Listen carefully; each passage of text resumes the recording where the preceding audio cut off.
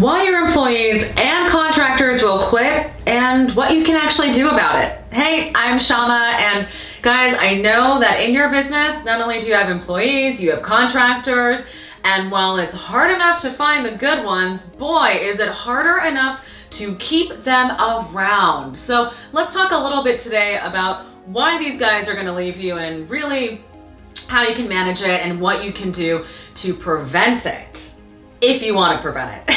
Okay, so the first one is not running a dictatorship, which should seem kind of dumb easy. The second thing is making sure that you understand working styles, right? Everyone's on board, it's very collective, it's collaborative. The third thing, and so that means, guys, by the way, not micromanaging. The third thing is they feel disposable, right? No one wants to feel disposable. Everyone wants to know that they're being contributing to something bigger. They want to feel like they're a part of it. So let's unpack it a little bit more and see exactly what you can do about these things. So when it comes to feeling disposable, the thing you really want to keep in mind is contractors and freelancers, while they might have lots of things that they're doing, they ultimately want to feel acknowledged for their hard work. They know that they can get freelance work almost anywhere, and really the nature of contracting is you're not committed to one thing. However, guys, there are permalancers, right? There are people that will stick around because they're committed, because they like you, because they like your vision, because they like what you're doing, and they want to be a part of it.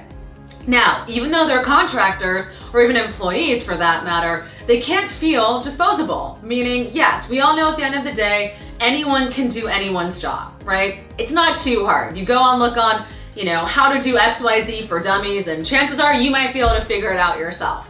But when you find people that you like and people who you really enjoy working with, you need to build them up as well. You need to make sure that they feel valued and appreciated within your organization. That means doing simple things like, hey, thank you for your work, or hey, your contribution is really valuable, or hey, it's great working with you.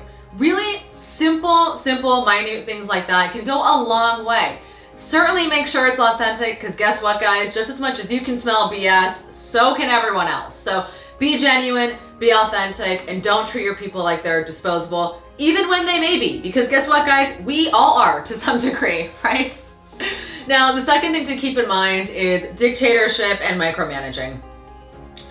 Nobody wants to run in a dictatorship. Now, even though you might be the head of your company, right, which means that you are in a point of leadership, right, you need to understand that even though you might have seen success so far by doing everything your way, by virtue of having more people on board, you are saying, yes, I'm open to seeing things in a different way.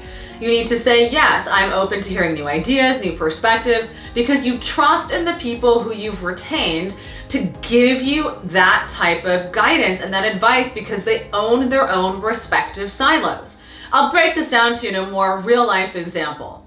So imagine you're a CEO, you are hiring someone to manage your own social media. Certainly you have an idea of what you want, you have an idea of what you're looking for, but you're hiring someone who has an expertise in that matter.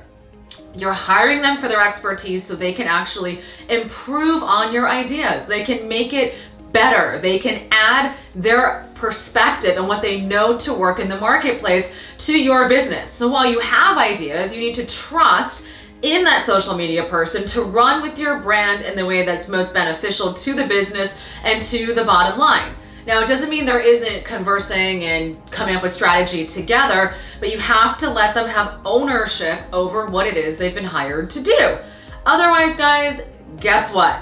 It's just gonna feel like they're another cog in the wheel, and they're not gonna be as invested. Now, the last one goes kind of hand in hand with the dictatorship, right? No one wants to be micromanaged.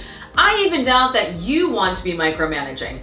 Though, again, as a CEO, it's easy to say, well, I want to see everything in and out. I want to be involved in every offline conversation. I want to make sure that I know exactly what's happening. And yes, to a certain degree, you do need to know everything, right? But you do need to know when to let go a little bit. You need to know when to be able to say, okay, I've trusted in the people who are working for me. I trust that, if something's going on or if things need to be bubbled up, that they will.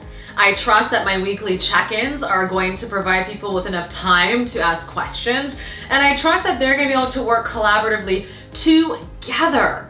Right? So when you hire a great team, it's important that they build a rapport with each other. It's not just simply how well you get along with that person or how well they work with you. It's about how they work with everyone else. So imagine if you're micromanaging one person but not everyone else, what is that going to do to that employee's or that contractor's morale, right? So definitely take a step back and start to understand what are the internal dynamics and kind of corporate structure, office culture you want. And guess what, guys? I'll fill you in on this. This doesn't just mean people who are coming into an office every day. If you have a remote team of people who are working globally together, all of these same principles work the same way. Everyone needs face time. Everyone needs to see each other, whether that's just virtually, because everyone wants to know that they have a counterpart and that there's other people. We are in this together. In the day and age of virtual working, it's so easy to say I'm alone. I'm by myself, I'm in my bedroom or my office, and I'm just in my own silo, even though you know you're part of a larger organization. So business owners, do your best in order to bridge collaboration and a feeling of teamwork and connection within your employees and your contractors. All right, guys, if you want to learn a little bit more about hiring, about management, head on over to our blog post on how to handle low-performing contractors and employees.